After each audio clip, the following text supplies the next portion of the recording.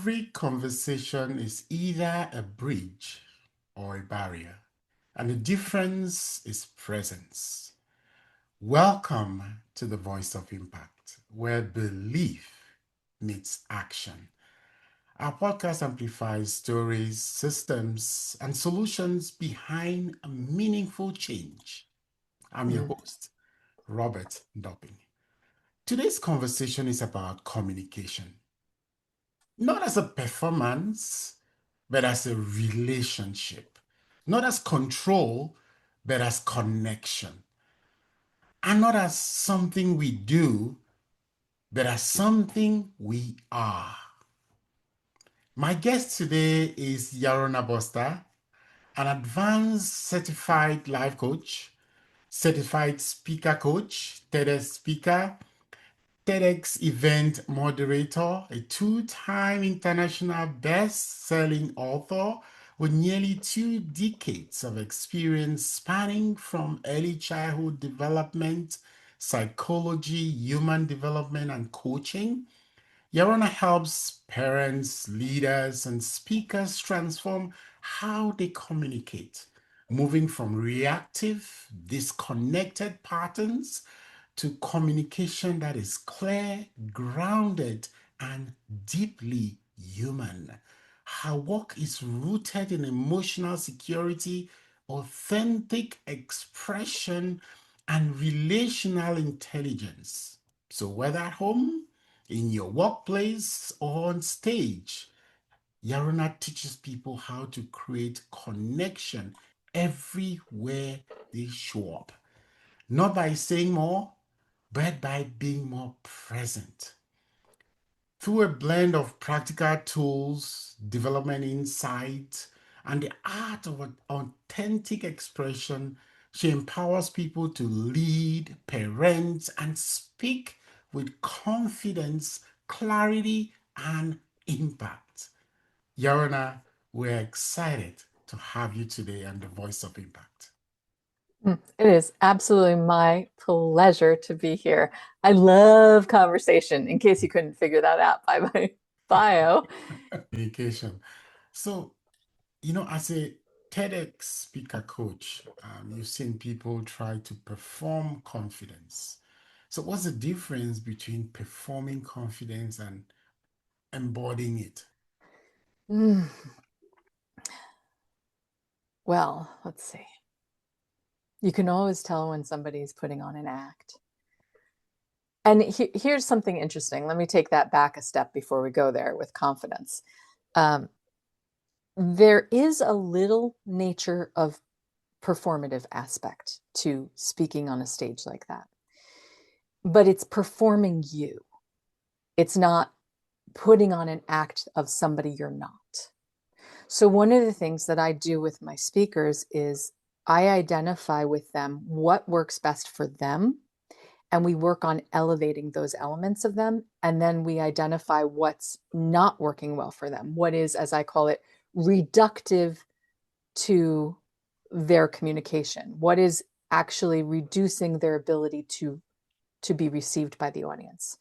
And then we work on reducing those things even further so that you come into it with genuine authority, with this authentic space of your who you are, elevating the message. And that actually layers on the confidence like nothing else.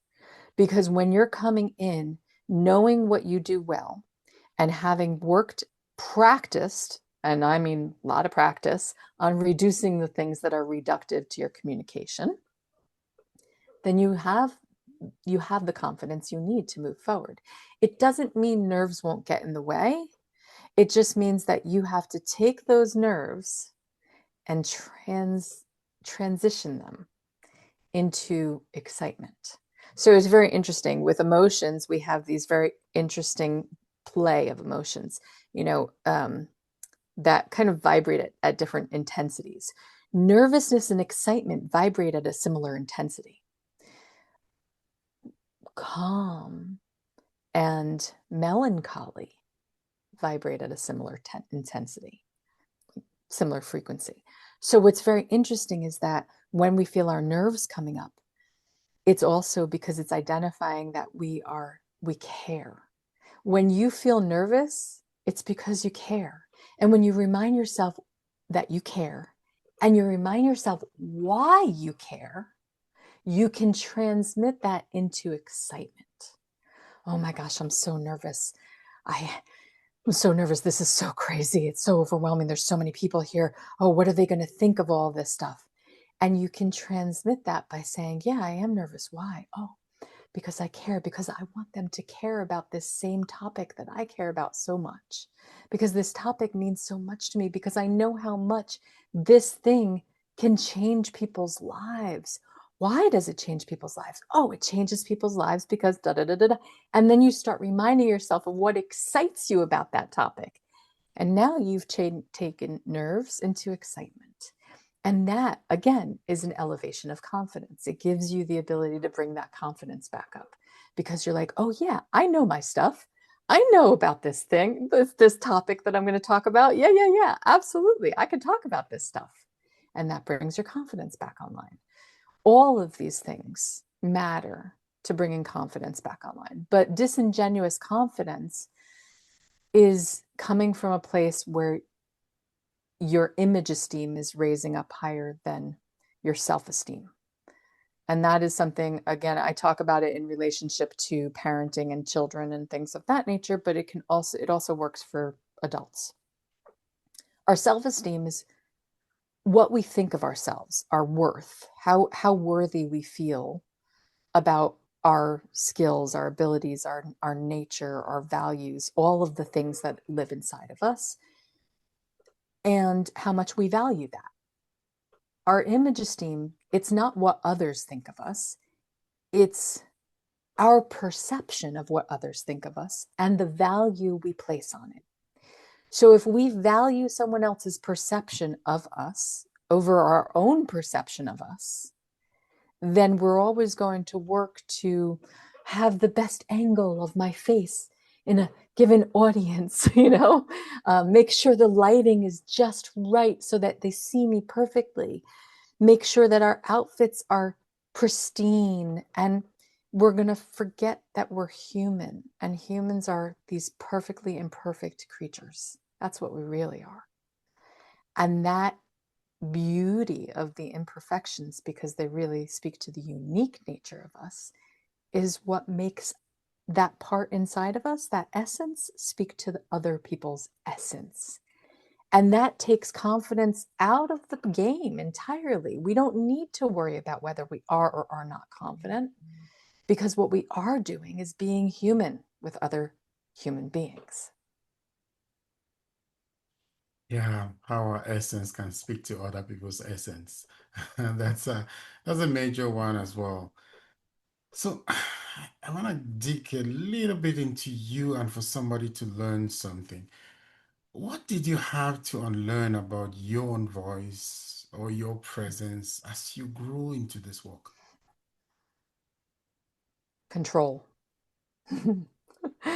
I had to learn the hardest lesson that, and by the way, learned it in some of the hardest ways. I realized that we cannot control all the things that happen in our lives, but we can choose how we want to move forward, how we want to respond to them.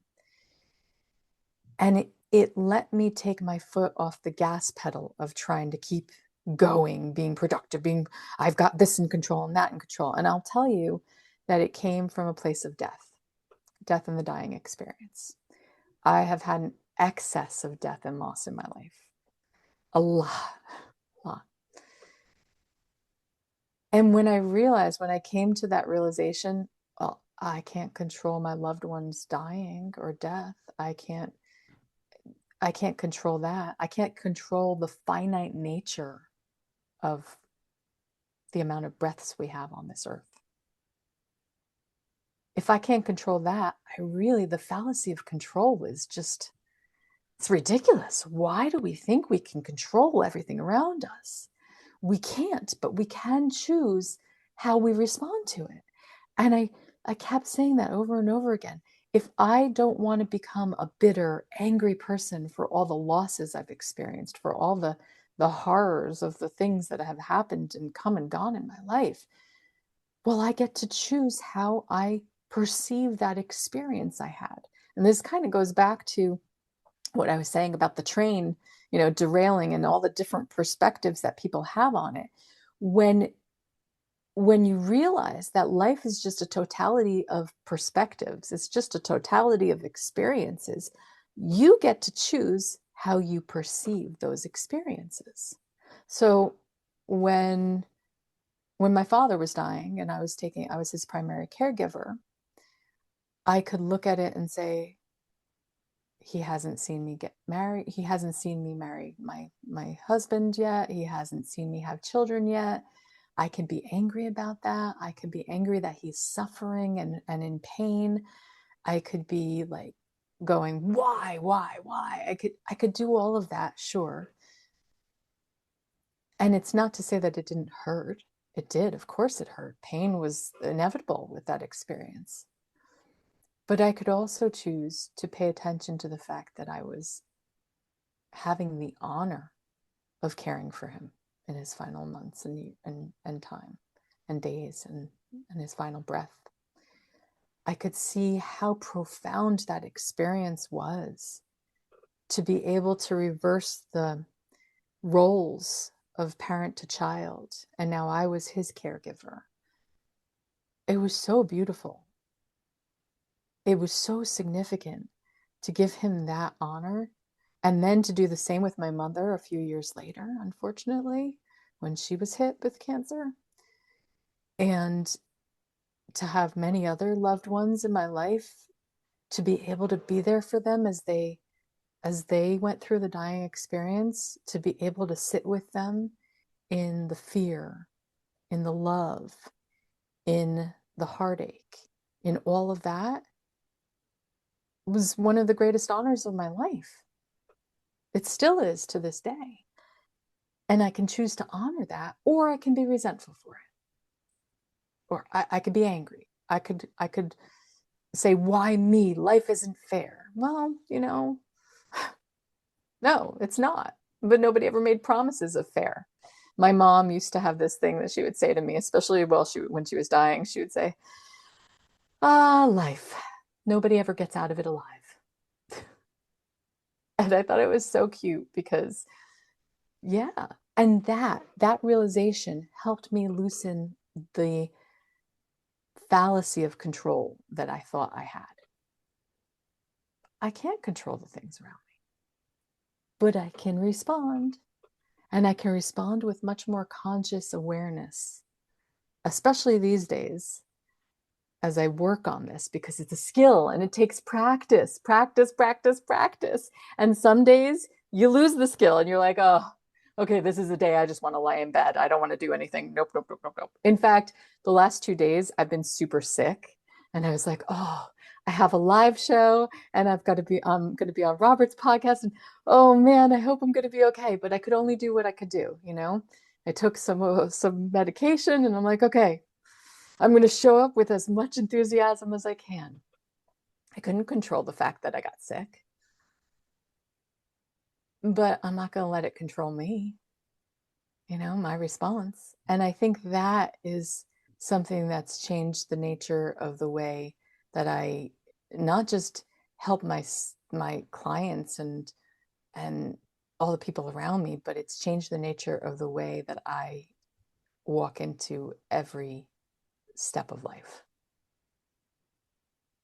Yarona, that's very deep, and we're honored, one, to have you, but two, to have you share, something so deep to you and your own family. I mean, it's really deep, and we really appreciate that. Now, just talking about support to clients' voice, how do you help people trust their own voice, even like when it shakes, when they don't even know how to go about it? Hmm. How to trust your voice. Ugh. It requires less trusting your voice and more trusting what what you know to be inside of you. We have a tendency as people to oftentimes jump before we look. So it requires us, when trusting our voice, to get comfortable looking, assessing, determining, discerning before we step into our voice. And it honestly, it requires being vulnerable with yourself and with a coach that you trust. So I will not lie. I'm going to tell you, I have a lot of clients who end up crying with me. And I'm talking about leaders and speakers. I'm not talking about the parents. Parents cry with me a lot. But you would think in that kind of very personal, intimate life setting, that's okay, that's fine. But I have a lot of leaders, a lot of people who are public speakers, a lot of people who are really high up in responsibility, in leadership roles. I have a lot of them cry with me.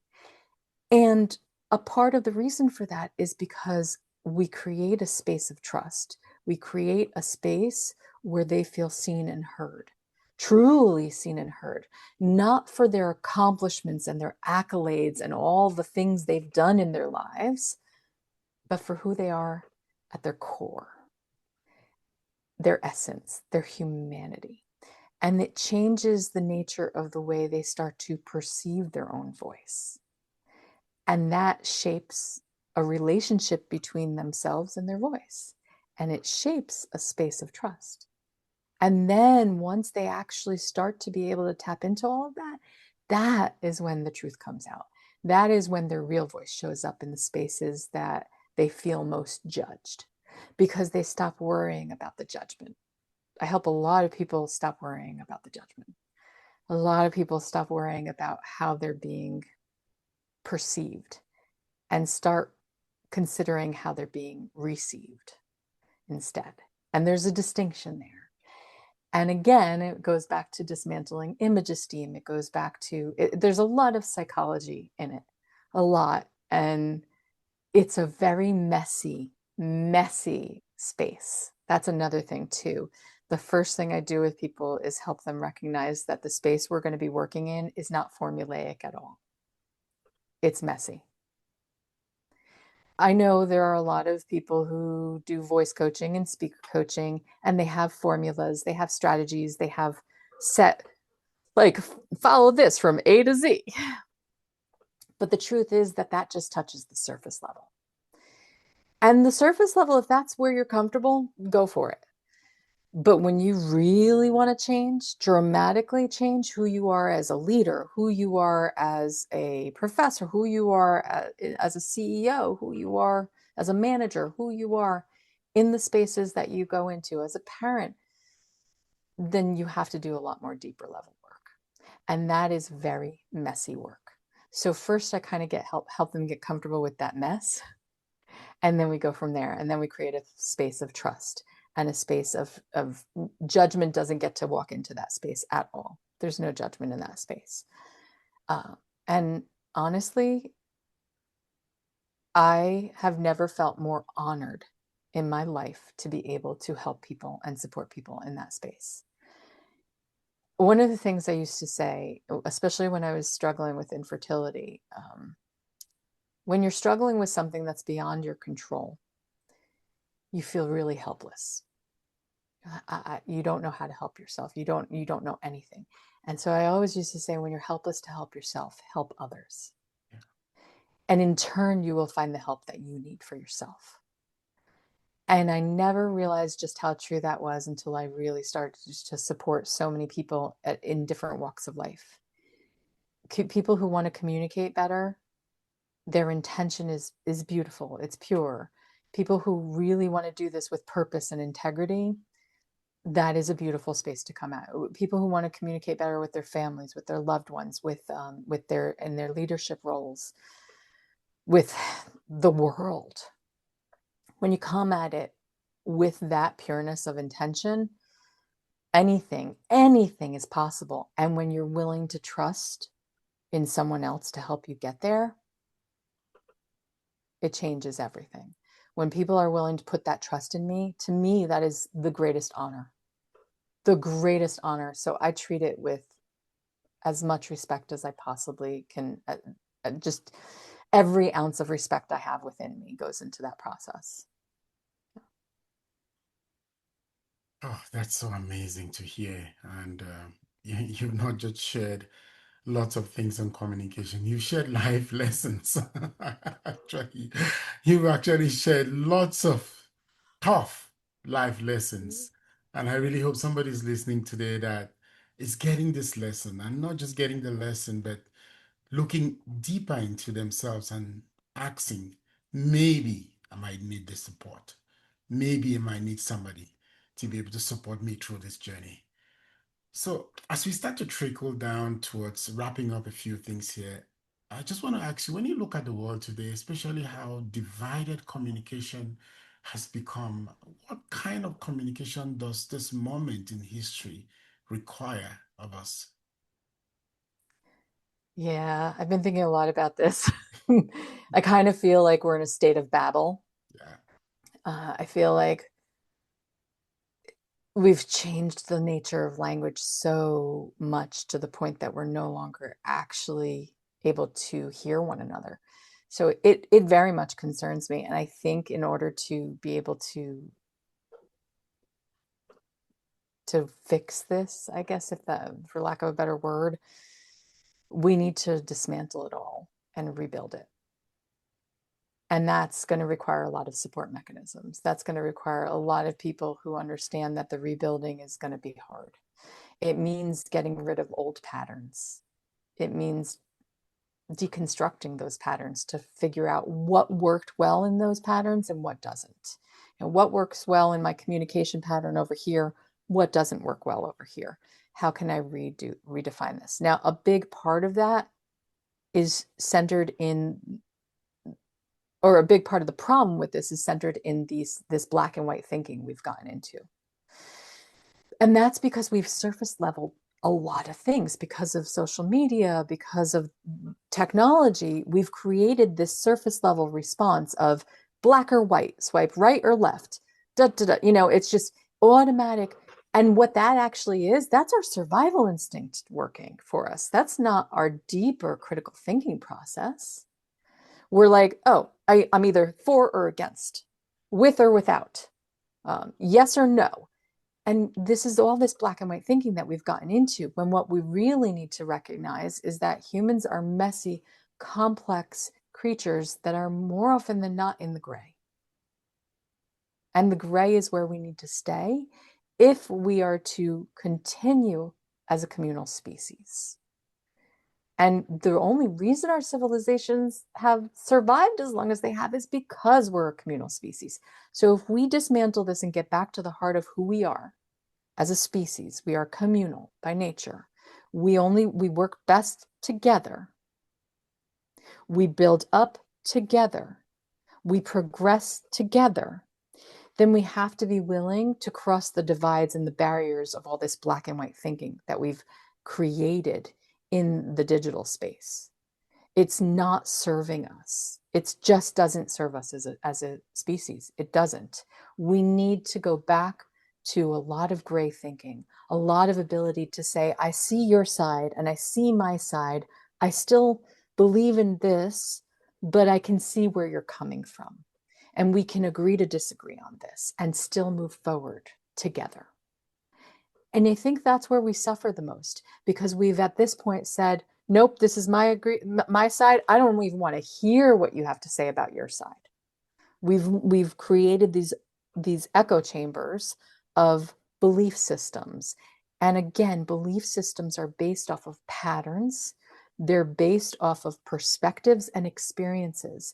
None of that is objective truth. None of that is, which means it requires us to go back to the basics and rethink the way we communicate with each other. And that requires a lot of vulnerability and a lot of spaces where we need to set aside our ego and our imposter syndrome and come to the space with our open humanity and say, I'm messy, you're messy. Let's see what we can create with our messes together. We have to build together, walk together, and accept that each of us are messy and we can walk with each of our messiness. That's what I took from that last statement. I don't know about you, but it was powerful. It was powerful. So, Yarona, as we wrap up a few things here, was this something that I did not ask or something that you want to share with someone listening to you right now about communication, about something in life just that you want to share? We all have more within us than we ever think possible. And because of that, I want people to get rid of the idea that people can't change, that people can't become something different than they currently are. I want us to forgive easier, to recognize that as humans in our great big messes, that when we say, oh, an old, what is that? An old dog never learns new tricks, or a tiger never changes its stripes, da da da da da. We aren't tigers. We aren't dogs. We're humans. And humans are not only capable of change, but it's literally the definition of life. See, one thing that our survival instinct, I always think if you believe in a higher power, and I do, but I always think that our higher power has a great sense of irony because he's created a species that survival instincts tells us to fear change. But change is the only inevitable thing in life. We are in a constant state of change. Think about it. From the moment we're born, our cells are changing. From the moment we're born, we're learning, we're growing, we're identifying things. From the moment we are born, we are in a constant state of change. Even death is just another change.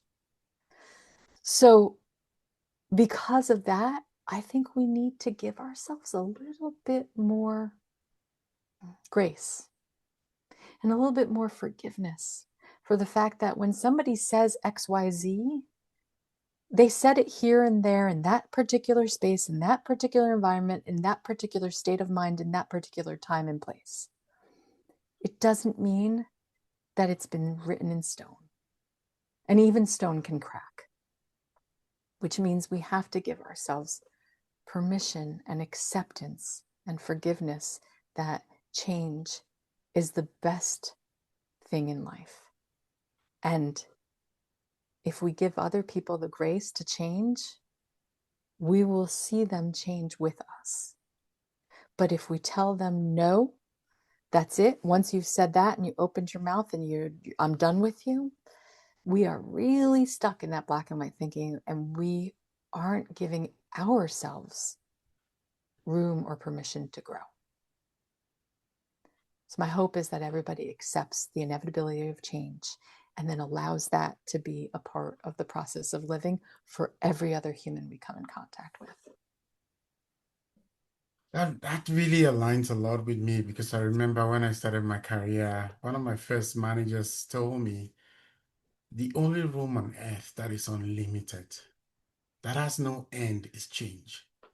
And that there are two things. You either embrace change or you stagnate forever, which means you just stay at that spot and you see everybody going above you because you haven't embraced it. And we've seen that in businesses, we've seen that in life, we've seen that in AI, technology, lots of things that have changed over a couple of years. If you don't embrace them, you stay on the spot or you just die. Even death itself, just like you mentioned, Yona, it's change, which means It's there's no way change. we can avoid it. What a message. What a message on change. So, Yarona, we have a tradition at Voice of Impact. We have a word die right here, and it has a couple of words on it, and I'll read them just so that you get to know each of the six sides of our word die is make a difference, rebuild, overcome, stronger, peace, and patience. So I want you to choose two of those, two out of the six. One that speaks to your own journey and your own learning, and then another that is a word to somebody listening today. I will go with patience first for me. I have been in a constant state of learning patience with myself. I am not a patient person when it comes to my own goals. So I have a lot of patience for other people in the process of learning, in their process of life, but I don't give that same allowance to myself all the time. I'm getting much better at it, but it is hard. And I have to remind myself that all growth takes time and that requires patience and waiting. And that as long as I am as long as I'm growing, that even when I'm sick, I can rest and I don't have to run myself ragged. I don't have to work like a crazy lunatic. I can rest because even in that rest with patience is growth and change and opportunity. And I have to give myself that patience. And it's not easy, but I'm working on it. I'm work in progress on that one. Now, as to the others,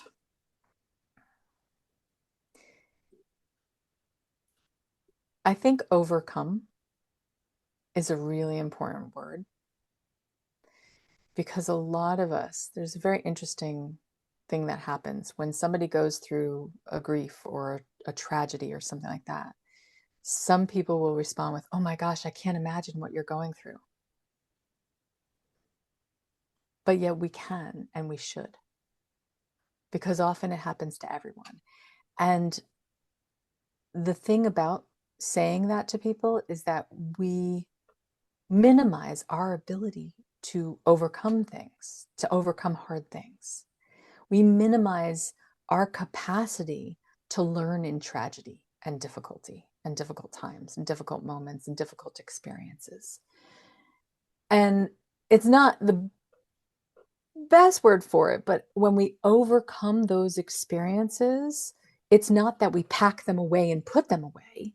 It's that we live on with them, with those experiences.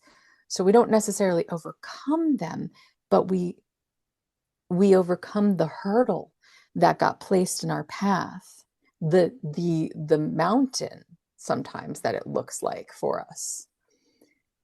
And I think that can be a really beautiful thing because when we can do that, when we can jump over that hurdle, we can look back at our path and say, wow, wow, I'm still here and I am still ticking and I'm still living. And maybe I don't just have to survive that, but I can thrive with that experience.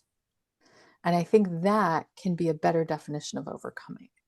Doesn't mean you've packed it away. It means that you can thrive with it. It means you can move forward with it. Wow, we have learned quite a lot. I have learned, and I believe listeners have learned. I believe somebody listening to this has learned a lot of things, not just about communication, but about you as a person. So, Yarona, let's say somebody's listening to this now and has really enjoyed all you've done, how you support different levels of communication with different groups of people. How can they connect with you to learn more about your work? Absolutely. They can do a couple of different things. One, they can go on LinkedIn and find me there. I don't know if there are too many Yarona Bosters on LinkedIn. So you can pretty much just find me there and put my name in. And they can also go to my website, yaronaboster.com. There's also another website called footprintscoaching.org, which is my parenting work that I do. They can also, and I'm going to invite anybody to do this, email me. I mean it. Email me directly. Just email yaronaboster@gmail.com. I answer. Ask anybody. They're always shocked. They're like, really? You answered? Oh my goodness. But it's true. I do. I do. Unless you're trying to sell me into some kind of MLM. Don't do that. Um, but I will answer. yaronaboster@gmail.com. I will answer any question. And I will tell you one last thing, which is that there is no such thing as a bad question. The only bad question is the one that goes unasked.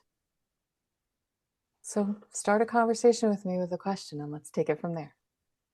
The only bad question is the one that goes unasked. So don't keep your questions.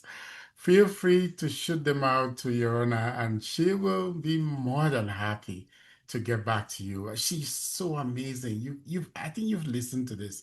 You've listened to the various angles that she touches. And I mean, if you're listening to this and you need any form of support, don't hesitate. Just shoot that question, just shoot that question, just shoot that email, or just go to our website, fill the inquiry form, and be able to reach out to her. She'll be more than happy to connect and support as much as she can. So, Yarona, thank you for the clarity, for the depth, and for reminding us that communication is not just about words. It's also about care. It's more than anything else. And today's conversation reminds us that impact doesn't just start with saying the right thing. It starts with creating safety within ourselves and with others. So, to the person listening right now, your voice matters, your presence matters. How you communicate can become a bridge or a barrier. If you need to learn more, please reach out to Yarona. She's more than happy to even just chat and give you some ideas. We are Ndoping and Co performance consultants. We are performance designers and strategy coaches. We support entrepreneurs and nonprofits in establishing a sustainable system for measurable output. We coach, we clarify, we redefine, we support organizations on entrepreneurial strategy, and we build capacity for alignment of a system that gives you back time, establishes a work culture, and provides the strength to withstand changes during business turbulence, which always happens. You can also reach us on www.ndopingco.com. That's our business website. You could shoot us an email, coaching@ndopingco.com. That's coaching@ndopingco.com. And you can also find us on Facebook. On Facebook, we are Ndoping Coaching. On Instagram, we are Ndoping_CO. This has been Voice of Impact. Yarona, thank you so much for spending this time with us. It's been amazing, and I have been excited. I have enjoyed it. I believe somebody listening out there has really enjoyed this as well. And we're looking forward to have future conversations with Yarona because she has a lot to offer. Thank you so much, Yarona. Until next time, keep listening, keep connecting, and keep using your voice.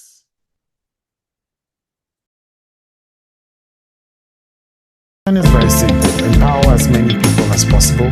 Empower as many leaders as possible. Touch as many, professionals as I can. Be able to make a difference.